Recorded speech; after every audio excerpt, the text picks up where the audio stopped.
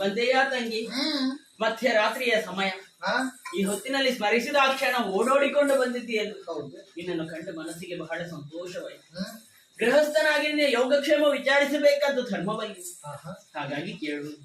ಪುರದಲ್ಲಿ 5 ಪತಿಯಂದಿರು ಕ್ಷೇಮಿಗಳು. ಅತ್ತೆ ಕ್ಷೇಮದಿಂದಿದ್ದಾರೆ. ನೀನು ಕ್ಷೇಮ ತಾನೆ? ಕರೆಸಿಕೊಳ್ಳಬೇಕು ಇನ್ನು ಹಾಗೆ